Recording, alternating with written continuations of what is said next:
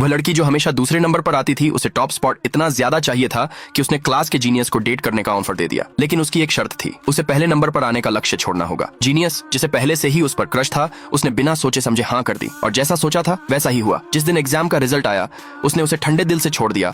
उसने उनकी promise ring भी जमीन पर फेंक दी। 9 साल बाद अपने दादाजी की बर्थडे पार्टी में उसने अपने कैमरे से एक जानी पहचानी शक्ल देखी। जब आखिरकार उसे वह एक पल के लिए अकेली मिली तो वह उसे एक इंसान की तरफ बढ़ा जिसे उसने 9 सालों तक हर दिन याद किया था। और जब उसने फुसफुसाकर कहा कि वह भी उसे याद करती है तो उसके अंदर दबी हुई सारी भावनाएं एक साथ फूट पड़ी। लेकिन तभी उसका परिवार आ गया। घबराकर उसने उसे धक्का दिया, लेकिन उसने विश्वास करने से मना कर दिया। वह फिर से उसके साथ खेल रही थी। उसने उसे रोकने की कोशिश की, लेकिन उसने उस पर कड़वे शब्द फेंके जिससे उसे पीछे हटना पड़ा। और ठीक वैसे ही जैसे पहले हुआ था, वह आज्ञाकारी और टूटे दिल से एक तरफ हट गया। उसके गोद लिए पिता ने तुरंत देखा कि उसका नेकलेस गायब है और घर वापस आकर उसे सजा देने की धमकी दी। उसने स्वाभाविक रूप से घुटने टेके और अपना बाहरी कोट उतारा, जानी पहचानी पिटाई सहने के लिए तैयार। लेकिन इस बार कुछ बदल गया। नीचे अलार्म बजने लगा। उसने चुपके से अपने गोद लिए पिता के दुर्व्यवहार के सबूत उस आदमी के घर में छिपा दिए थे। उस आदमी को नहीं पता था कि असल में कौन मदद मांग रहा है, लेकिन फिर भी उसने पुलिस को फोन किया। जल्द ही गोद लिए पिता को गिरफ्तार कर लिया गया, जिससे वह एक और पिटाई से बच गई। अगले दिन जब वह अपनी बहन को स्कूल छोड़ने जा रही थी तो उस आदमी के छोटे भाई ने उसे देखा।